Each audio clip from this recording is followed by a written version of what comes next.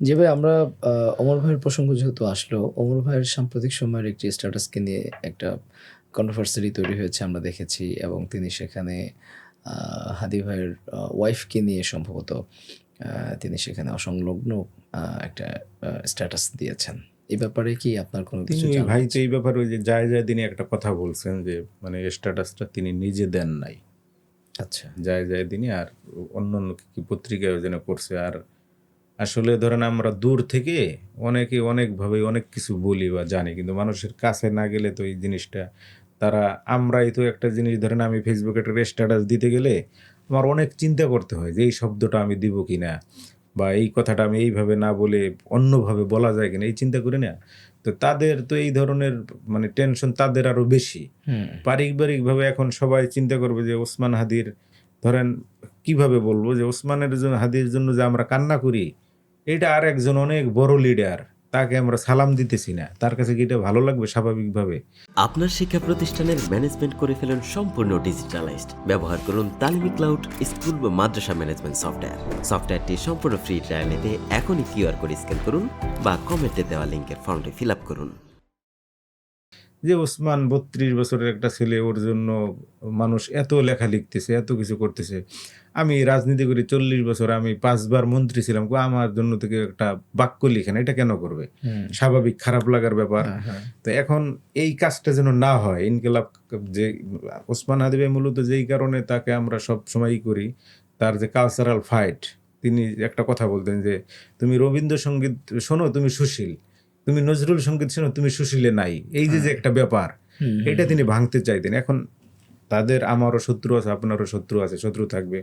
এখন তারা কি করবে? এরা চিন্তা করতে তাদের মূল টার্গেটেই থাকবে যে এখন যে ওমর শরীফ ভাই আছে, এদের ফ্যামিলিগত একটা ভাঙন সৃষ্টি করা যায় কিনা? তাহলে আমাদের আর কাজ করতে হবে না। হুম, যে ফ্যামিলির ভিতরে একটা ঝামেলা করে দেই, এরপর আমরা আমাদের কাজ করি, কাজ বারোয়ানি এমনিতেই হয়ে যাবে। তার অন্যভাবে করতে হবে না। হুম। তো ওই ওমর ভাই তো বলছে যে স্ট্যাটাসটা আমি দেই নাই। তার মানে তার ফেসবুক তার হাতেই নেই। বা আমাদের অনেক সময় এরকম হয় না যে ফেসবুক হ্যাক হয় হুম। বা বলতেছে তুমি এই স্ট্যাটাস দাও, এরপর স্ট্যাটাসটা সে দিয়ে আবার চলে যাচ্ছে। আচ্ছা। এটা সে ক্লিয়ার করছে কথাটা যে এটা আমার স্ট্যাটাস না। এবং অনেক ভালো যারা দূর থেকে দেখবেন ওই যে আমি নাম বলে দিয়েছি সালাউদ্দিন আহমার ভাইয়ের মতো লোক হুম। তার বিরুদ্ধে লিখতেছে। এখন আমি ধরেন এই ওমর ভাইয়ের সাথে তো আমাদের অনেক আগে থেকে চেনা। আমি এই ব্যাপারে কথা বলছি। আমার তখন মনে হয়েছে একজন লোক যদি থাকে যে ওমর ভাইয়ের পক্ষে সেই লোক আমি। যে তার এই যে এইসব ব্যাপার নিয়ে তার বিপক্ষে যাওয়ার কোনো সুযোগ নাই। কারণ তিনি এখন তার নিজের জায়গায় নাই। নিজের মতো ধরেন আমাকে ঐদিন বলল যে, "ভাই আমি সবসময় আমার মনে হয় যেন আমার গুলি মাথার এদিক দিয়ে ঢুকে ওই দিক দিয়ে বের হচ্ছে" এবং ওসমান ভাই তো তার হাতেই তার গুলিবিদ্ধ হইছে কোলে না? ছিলেন, হ্যাঁ। কয় আমার এখন এমন অবস্থা হয়েছে যে আমি যদি ওখানে না থাকতাম, ওসমান হাদি যে আমার ভাই এইটাই মানুষ আমাকে অস্বীকার করত যে ওসমান হাদির ভাই না। এরকমই তো। আল্লাহর অশেষ রহমত হয়তো আমি ওই জায়গায় ছিলাম। বা ওসমানের জন্য আমি কিছু সে কান্না করতেছিল যে আমি কিছু করতেছি বা করতে পারবো এটা আমার কাছে মনে হয়েছে। মানুষ এখন এমন করতেছে যে এবং ইনকিলাব কালচারাল সেন্টার বা এই যে শরীফ ওসমান বিন হাদিবের ভাই, এদের তো মানুষ ভাগ করে ফেলতেছে। যে কালচার এই হাদি ভাইয়ের যে ছিল, ফাইটটা ছিল, এটা তো মানুষ এখন করতে দিবে না। যে সে এটা কেন করবে? এটা বন্ধ করার জন্যই ধরেন তাকে থামাইলে ১ম অস্ত্র হলে তোমরা ওমরকে থামাও, এরপর অটোমেটিক সময় সবাই থাকবে। হুম, আর তার যে ধরেন একটা রক্তের একটা ব্যাপার থাকে যে আমার আপন ভাই, আমি যতই যা বলি, তিনি যেইভাবে ফিল করবেন ওইটা তো সে অন্যভাবে কখনো করবে না। আমার ধরেন আমার বাবা মারা গেছে, আমার সন্তান অসুস্থ হয়, অনেক কিছু হয়। কিন্তু এই যে হাদিবের জন্য যে আমার কান্নাটা, এটা আমার মানে ভেতর থেকে আমি কখনো তাকে নিয়ে আমি কোনো বিষয় চিন্তা করি না। কিছুই করি না। কেন করি না? যে আমি তখন আর স্থির থাকতে পারি না। ধরেন কোনো বিষয় হলে আমি স্কিপ করি যে বাদ। হুম। তারে নিয়ে কোনো ধরেন আমি যে বলছি একটু আগে যে এই গান কিন্তু একটাও আমি শুনি নাই।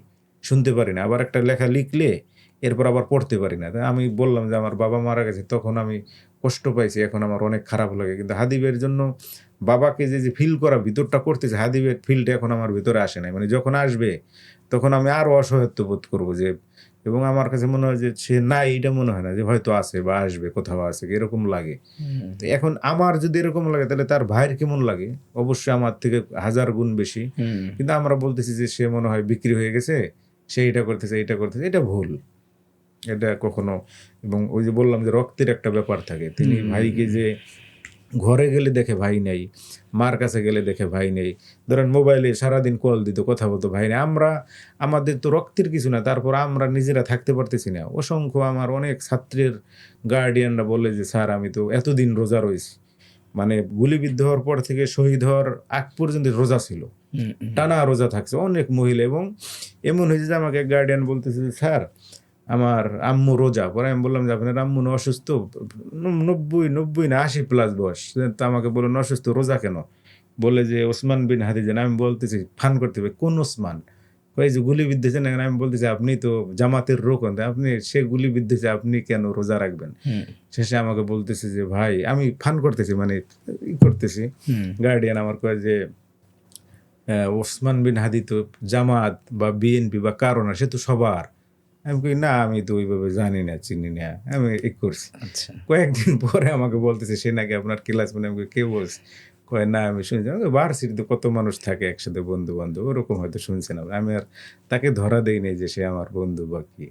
এখন এই যে ধরেন 80-90 বছরের একজন লোক রোজা রাখতেছে, আমাকে এক লোক ইটালি থাকে, সে বলতেছে যে ভাই আমি একটা সদকা দিব যদি ওসমান ভাই সুস্থ হয়। এবং আজকে ওই যে একটু আগে বলছি যে এই লোক বারবার ফোন দিতেছিল, তিনি বললেন যে আমি জীবনে কখনো এরকম হয় নাই যে আমি এই লোকের সাথে দেখা করবো, এমন চিন্তা কখনো আমার আসে নাই। কিন্তু আমার একটা ব্যাপার ছিল যে আমি ওসমান ভাইয়ের সাথে দেখা করব। তো এখন আমার ওই চিন্তাটা আছে যে আল্লাহ যদি আমাকে দেশে আনে আমি আপনার সাথে দেখা করবো, মানে আমার সাথে দেখা করবো, এটা বললো যে আমি আপনার সাথে। এখন আমার শুধু একটা ইচ্ছা আছে যে যদি কারোর সাথে জীবনে দেখা করতে যাই আপনার সাথে করব। পরে আমি বললাম যে ভাই আমার তো সে আমরা ওরকম কিছু না, কিন্তু আমি ফিল করি আপনাকে যে ওসমান ভাইকে নিয়ে লেখেন, এই কারণে ওরকম লাগে যে ওসমান দেখাটা হাদির করলে। হ্যাঁ। যে ছোট বাচ্চা কি যেন নাম, ফিরনাস, ফিরনাস, হ্যাঁ। ফিরনাস, ওর সাথে কি আপনার কখনো না না, আদর করার সুযোগ হয়েছে না, ওকে? ভাই, ওরকম হয় না। আচ্ছা। তাকে আপনি নিয়ে ওই যে লেখা লিখছি, ওইটা ভাই বললাম না যে আমি মানে ই করতে পারি না। আমার ছেলের থেকে 2 মাসের ছোট আর কি। আমার ছেলের যখন এখন ওই ফিরনাসের বয়স কত 9.5 সম্ভবত, আমার ছেলের বয়স 11.5-12 মাস আর কি।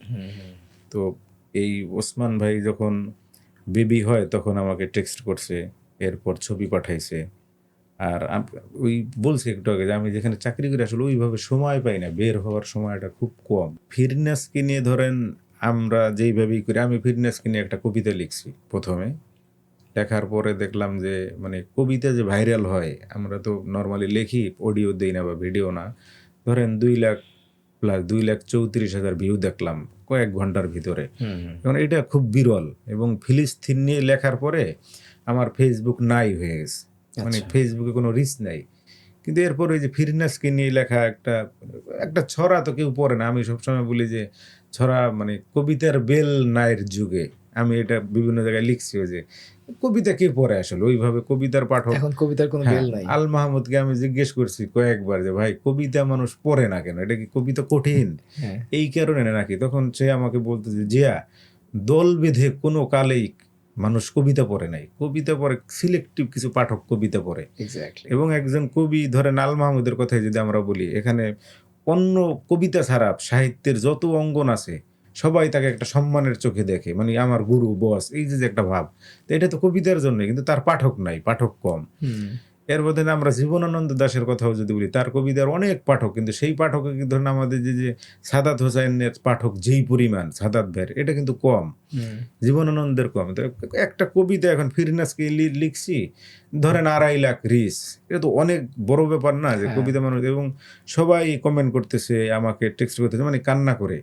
এর আগে হাদি ভাইকে নিয়ে যেমন মানুষ কান্না করেছে, এই ফিরনাসকে নিয়ে বলছে যে আমি কি দেশে আসলে ফিরনাসকে একটু দেখতে পাবো, আপনি কি সুযোগ করে দিতে পারবেন, বা ফিরনাসের এখন কি অবস্থা, নানান ধরনের প্রশ্ন করছে মানুষ। তো এই যে একটা ভালোবাসা ফিরনাসকে নিয়ে মানুষ, কালকে দেখলাম যে তার ছেলের নাম ফিরনাস, আগে আগে জন্মগ্রহণ করছে, অন্য নাম রাখছে, কিন্তু এখন সে তার ওই নাম বাদ দিয়ে দিস, সে বলে যে আমার ছেলের নাম এখন থেকে ফিরনাস। এরপর 2 দিন বা 3 দিন আগে একজন লেখক আমার সাথে যোগাযোগ করে বললো যে ভাই আমি ফিরনাসকে কিছু মানে কি বলে আর্থিক সহায়তা করতে চাই, কিভাবে পারবো? আমি বললাম যে আপনি ওমর ভাইদের যে ফাউন্ডেশন আছে সেখানে যোগাযোগ করতে পারেন। আপনি পার্সোনালি বা ব্যক্তিগতভাবে তারা কিছু নেয় না, কিছুই দিলে আপনি দিতে পারবেন না, যদি ফাউন্ডেশনে দিতে পারেন এটা করতে পারেন এইভাবে। আর ফিরনাস ওই হাদি ভাই একটা কথা বলছে না, আমি না থাকলে আমার সন্তান লড়বে, এটা আল্লাহ যেন ওরকম কবুল করেন যে। এবং এই ফিরনাস তো একা না, ফিরনাস এখন অসংখ্য ফিরনাস আছে। এই যে আমরা সবাই হাদি হব, বাচ্চারা বলতেছে না, হুম, এই তো হুম, সবাই ফিরনাসের মতোই।